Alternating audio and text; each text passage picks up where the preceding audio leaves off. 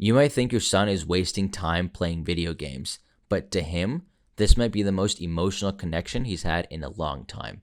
And if you want to learn more about this, then keep watching. So, my name is Agam Dwan. I'm a child, adolescent, and adult psychiatrist. And so, it's my job to help moms help their sons and help connect with them and help them with their mental health. So, you might see your son gaming. You're spending all his time in his room. You think he's just wasting time. Objectively, like looking outward, yes, it's just it is a waste of time, right? It's not a productive hobby, but they matter more to your son than you think.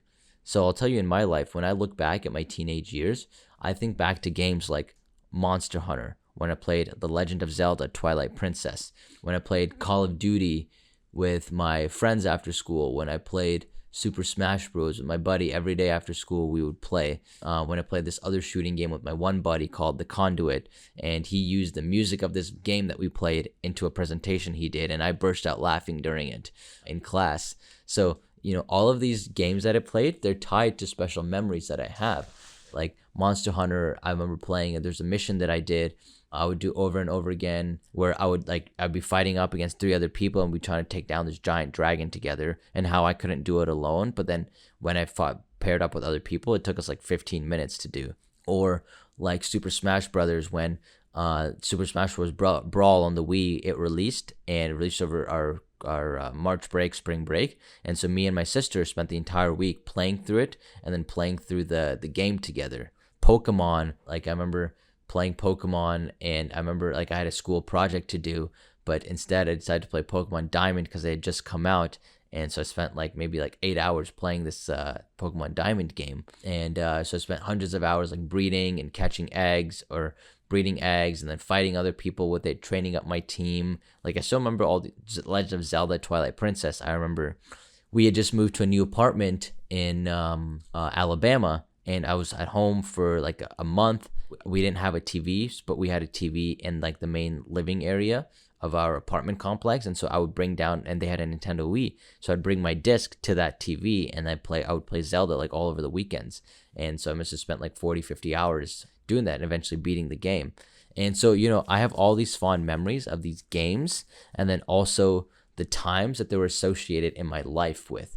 I look back, I'm like, oh man, those were good times. In med school, there was a game I played called The Witcher 3, which is probably one of the best games I've ever played in terms of its storyline and quest. I felt like I was just such a part of that world. It's so live, it's so well acted. The stories are incredible inside the game itself. And I remember I was in my first and second year of med school. I still remember the day that I beat the game too. I just remember it was a 150-hour game. And I remember just sitting back and be like, wow, what an experience. And I still listen to that music of the game sometimes when I'm working or studying or trying to do something productive. I'll listen to that music in the background to help me focus. So basically what I'm saying is that video games, they have a special attachment in our hearts. Pokemon, in Pokemon, I played with my college friend a lot, and we started a Pokemon club together. And even now, we'll still send each other Pokemon memes and stuff. This is 12 years later. So the point is that your son probably has very similar things too. The games that he's playing nowadays are what the attachments that he's going to develop later on down the line. So, I recently just had this 18-year-old patient, and he's telling me that he played Astrobot. It's a game that won Game of the Year this maybe 4 months ago. And he's playing Legend of Zelda Tears of the Kingdom. And that's a game that he spent 100 hours in, and he's trying to basically just trying to 100% the game, trying to beat it fully. And so his mom is, she's pretty open about him playing, and she doesn't harp on him too much. She's happy that he plays, and then it's happy that she connects with me, his psychiatrist. And so I'm yeah, that's really cool, because now because these are the memories that he'll remember 10 years down the line. Oh yeah, I remember this time and I played this game. And so the reason is because video games, they're spaces where guys can kind of be emotional, right? So girls often go through their emotions, they share with other people, right? It's more of a social thing, whereas guys process through them and their lives more introspectively. So when a guy throws himself into a game, then it gives them a sense of agency. They can feel power, they can feel progress, they get to be the hero. And so it gives them a space to really kind of process their emotions, and then also to feel productive too. And the games are immersive. They're not just casual Pong. They're really full-fledged storylines and worlds. I would suggest actually try chatting to your son about the games he likes. It might be very eye-opening for you to learn. And they build memories too. So like, you might be used to a good memory, or sorry, a good book that you read, or some good movies that you saw, or like TV shows. Like you think back to certain times in your life, like, oh yeah, that's the TV show I watched when I got broken up with, or whatever. It's the same thing with games. Like they build that emotional attachment too, so I'm sure, have you ever asked your son like what his favorite game is, why he likes it, why he cares about it? I just remember recently I was on a flight to India, or I was flying back from India actually. I was with my mom and dad. My dad was sitting next to me, and I had my Nintendo Switch on, and I was playing Pokemon Let's Go, Pikachu. And out of the blue, like my dad asked me like what game you were playing. And so I told him I was playing Pokemon. And he's like, oh, like what happens in it? And so I was telling him, yeah, like, you catch these Pokemon, then you like fight other Pokemon with it, then you can catch more, and then you can level your Pokemon up. And I remember being like, I was like super excited to explain this to my dad.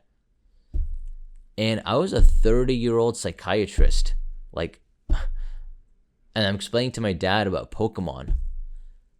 Point being is that like if I felt this way, then your son will certainly feel this way at like 16 or 20 or 21, right? It's something that he cares about. People love to share their excitements and their passions. And then I think another thing that mom, you should know is that, so what the reason you should know this is because if you try to take his game away, right? If you just say, oh, he's gaming too much, taken away, you don't understand like how the emotional connection that he has to it, and what that might be doing to him, just how he perceives it. Like if he's losing sleep, if he's isolating, like I do acknowledge it's a problem, but then just taking it away is not going to be the solution either too.